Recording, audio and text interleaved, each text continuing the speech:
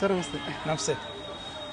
ನಾನು ಅಮರೇಶ್ ಸಾಲಕ್ಕಿ ಅಂತೇಳಿ ಇತಿಹಾಸ ಉಪನ್ಯಾಸಕ BLD ಸಂಸ್ಥೆ SSPU ಕಾಲೇಜಲ್ಲಿ ಈಗ ಸೇವೆಯನ್ನು ಸಲ್ಲಿಸ್ತಾ ಇದ್ದೀನಿ. ನಮಗೆ ಇವತ್ತು ಬಹಳ ಸಂತೋಷ ದಿನ. ಏಕಪ್ಪ ಅಂತಂದ್ರೆ ಕಾರ್ಗಿಲ್ ವಿಜಯೋತ್ಸವ ನಡೆದು ನಾಳೆ ಜುಲೈ 26ಕ್ಕೆ 25ನೇ ವರ್ಷ ಕಾಲಿಡ್ತಾ ಇದ್ದೀವಿ. ಭಾರತ ಪಾಕಿಸ್ತಾನ ವಿರುದ್ಧ ಸತತವಾಗಿ ಗೆಲುವು ಸಾಧಿಸಿದ ದಿನ. ನಮ್ಮ ಶಕ್ತಿ ಎಂಥದನ್ನುವಂಥದ್ದು ಜಗತ್ತಿಗೆ ತೋರಿಸಿಕೊಟ್ಟ ಪ್ರದರ್ಶನ ಮಾಡಿದ ದಿನ.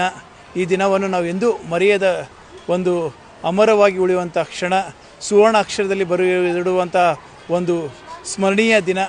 ಭಾರತೀಯರಾದ ನಮಗೆಲ್ಲ ಹೆಮ್ಮೆ ಪಡಬೇಕು. ಪಾಕಿಸ್ತಾನವನ್ನು ಸತತವಾಗಿ ನಾವು ಅವ್ರನ್ನ ಬಗ್ಗಬಡಿದು ನಮ್ಮ ಶಕ್ತಿ ಏನನ್ನುವಂಥ ಜಗತ್ತಿಗೆ ತೋರಿಸಿದ ದಿನ. ನಾವು ಎಲ್ಲ ಏನು ತ್ಯಾಗ ಮಾಡಿದಾರಲ್ಲ ಆ ಎಲ್ಲ ಸೈನಿಕರಿಗೆ ನಾವು ನಮನ ಸಲ್ಲಿಸಬೇಕಾಗಿರೋದು ನಮ್ಮ ಆದ್ಯ ಕರ್ತವ್ಯ.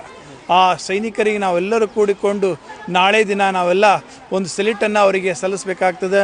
ಮಹಾನ್ ವೀರರು ನಾವೆಲ್ಲ ಯೋಗೇಂದ್ರ ಸಿಂಗ್ ಯಾದವ್ ಅಂತವಂಥವ್ರು, ಮನೋಜ್ ಕುಮಾರ್ ಪಾಂಡೆ ಅಂತವಂಥವ್ರು, ಹೀಗೆ ಅನೇಕ ಸೈನಿಕರು ಇದಕ್ಕೆ ನಮ್ಮ ಕಾರ್ಗಿಲ್ ಯುದ್ಧದಲ್ಲಿ ತಮ್ಮ ಪ್ರಾಣವನ್ನು ತ್ಯಾಗ ಮಾಡಿದ್ದಾರೆ.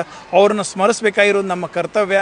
ಆ ಸೈನಿಕರಿಗೆ ನಾವು ನಮನ ಸಲ್ಲಿಸಬೇಕು. ನೋಡ್ಬೇಕು ನೀವು, ಯೋಗೇಂದ್ರ ಸಿಂಗ್ ಯಾದವ್ ಅಂಥವ್ರು 18 ಗುಂಡುಗಳು ಬಿದ್ದರೂ ಕೂಡ ಅದನ್ನು ಎದುರಿಸಿ ಯುದ್ಧದೊಳಗೆ ಅವರ ಶಕ್ತಿನ ಪ್ರದರ್ಶನ ಮಾಡಿದಂಥವ್ರು, ಸಾಹಸವನ್ನು ಮೆರೆದಂಥವ್ರು. ಅಂಥವ್ರನ್ನ ನಾವು ಆದರ್ಶವಾಗಿ ಇಟ್ಕೊಂಡು ಅವರಂಗೆ ನಮ್ಮ ಇಂದಿನ ಯುವ ಜನಾಂಗ ಅಂಥ ಸೈನಿಕರ ಸಾಹಸ ಶಕ್ತಿಯನ್ನು ಆಲಿಸಬೇಕಾಗಿದೆ. ಇದು ಈಗ ನಾವು ಬೇಕಾಗಿರುವಂಥ ಯುವ ಜನಾಂಗ ಬಹಳಷ್ಟು ಮೈ ಮರಿತಾ ಇದೆ ಸೋಷಿಯಲ್ ಮೀಡಿಯಾ ಒಳಗೆ. ಅದನ್ನು ಬಿಟ್ಟು ಈ ಸೈನಿಕರ ಒಂದು ತ್ಯಾಗವನ್ನು ಸ್ಮರಿಸಬೇಕಾಗ್ಯದ, ನೆನಪಿಸಬೇಕಾಗ್ಯದ. ಈ ವಿಜಯೋತ್ಸವ ಸಂದರ್ಭದಲ್ಲಿ ನಾವೆಲ್ಲರೂ ಕೂಡಿಕೊಂಡು ಒಂದು ಅದ್ಭುತವಾಗಿ ವಿಜಯೋತ್ಸವನ ನಾಳೆ ದಿನ ಜುಲೈ 26 ಆಚರಿಸೋಣ. ಜೊತೆಗೆ ಎಲ್ಲರೂ ಕೂಡ ಸೈನಿಕರಿಗೆ ನಮನ ಸಲ್ಲಿಸೋಣ.